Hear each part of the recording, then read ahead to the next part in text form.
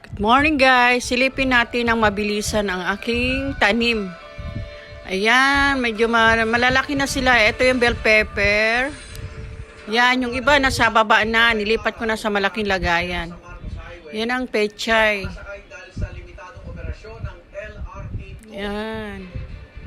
Pag lumaki na konti yan, nilipat ko na naman dyan sa baba, sa labas. At ito guys, nabuhay ko yung tinanim ko na buto ng plums na galing Dubai. At ito naman ang kamyas na bilog. Yung gustong gusto ko talaga magkaroon. Ayan, at buto naman yan ay galing sa Zamboanga. Buhay na yan guys. Tsaka ko na yan ilipat sa malaking lagayan. Ito naman po ay apple. Ayan.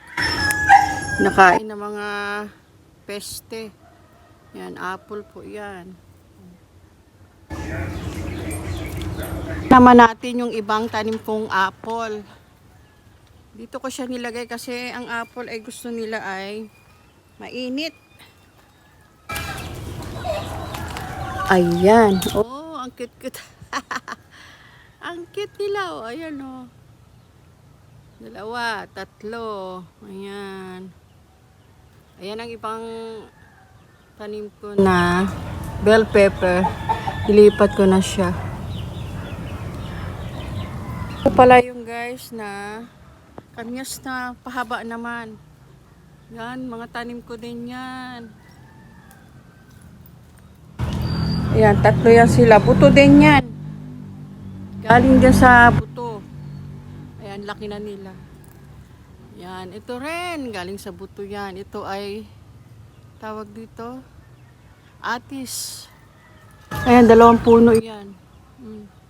Ayan. Mga dragon fruits ang papayat nyo.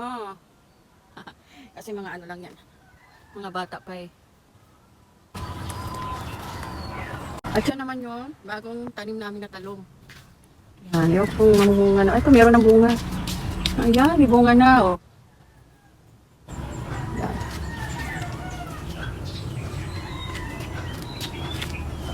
Puntahan naman natin yung iba pang tanim na talong. Ayan oh, ang tagal na yan guys. Mahigit 1 taon na. Pero, ang sipag pa rin mamunga. Ayan.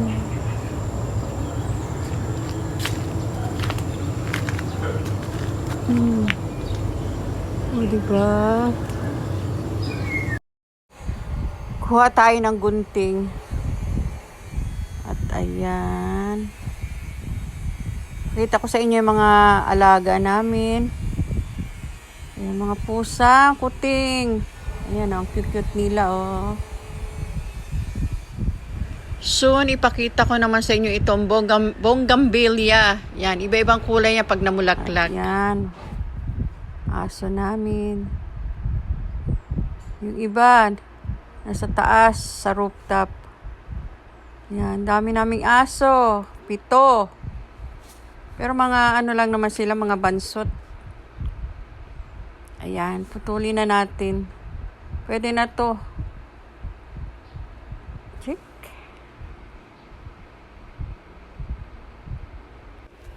Yan, tama na yan 3. Ako lang naman kakain.